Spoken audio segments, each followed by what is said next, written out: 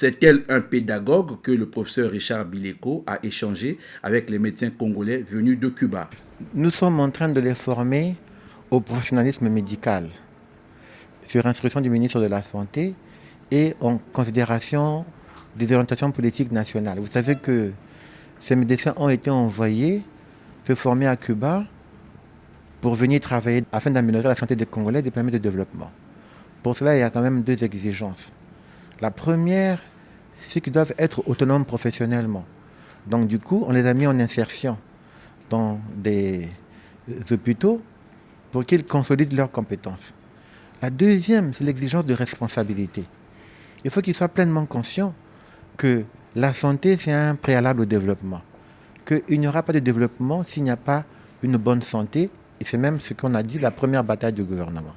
C'est pourquoi, en dehors des aspects purement techniques, ils apprennent au quotidien dans les hôpitaux où ils sont, il y a des connaissances à partager, des informations à donner pour que leur engagement ne puisse pas faiblir avec les difficultés conjoncturelles et qu'ils renforcent leurs compétences et qu'ils expriment une responsabilité leur permettant de répondre aux attentes et aux besoins des Congolais.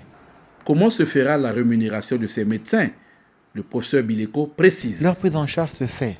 On leur alloue des émoluments forfaitaires qui sont très modestes pour leur permettre de se loger, de se nourrir et de venir à l'hôpital.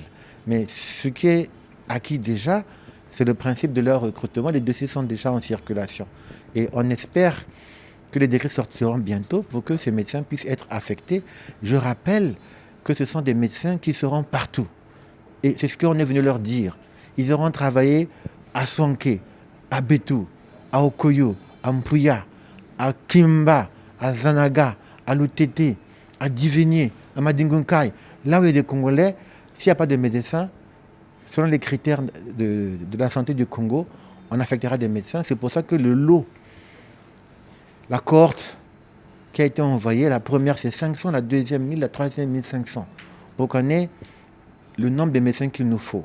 Le médecin, c'est le responsable en premier de la santé des patients. Et il faut qu'il soit bon. Et c'est lui qui, dans son équipe de soins, coordonne l'infirmier, la sage-femme, l'aide-soignant pour qu'ils accueillent correctement les malades, que les malades soient satisfaits et que l'État, quand l'État met les moyens, que les moyens soient utilisés pour un seul but, celui d'améliorer la santé des Congolais. Cette rencontre est une occasion pour ces médecins de donner le meilleur d'eux-mêmes afin d'améliorer la santé des Congolais. Au terme de cette communication, deux docteurs ont trouvé les mots justes pour apprécier l'initiative du ministère de la Santé et de la Population. J'ai apprécié la communication du professeur Bileko parce qu'il est venu nous édifier, il est venu nous conseiller, il est venu nous expliquer qu'est-ce qui se passe au niveau de la République, au niveau du ministère de la Santé, vis-à-vis des faits. Nous sommes rentrés de Cuba au Congo pour venir travailler pour la population congolaise, aider la population congolaise. Merci au professeur Richard Bileko de s'être déplacé. Cette intervention nous inspire et nous motive afin de pouvoir poursuivre, exercer la médecine. Nous avons retenu qu'un médecin est un homme d'éthique, que l'on doit avoir des valeurs afin de mieux exercer notre métier, que l'on doit être professionnel. Le professeur Richard Bileko lance cet appel. L'un des objectifs, c'est quand même de prévenir la fuite des cerveaux. Vous savez que Cuba forme des très bons médecins, c'est le meilleur système de santé. Vous savez que Cuba, c'est un pays pauvre, mais qui a des indicateurs de santé des pays riches. L'espérance de vie à Cuba, c'est 79 ans, comme tous les pays riches, parce que là-bas, ils ont ce qu'on appelle la médecine générale intégrale. Ils font une prise en charge globale et intégrée de la personne, de la famille, de la communauté. Donc, c'est ce que nous voulons qu'ils fassent ici.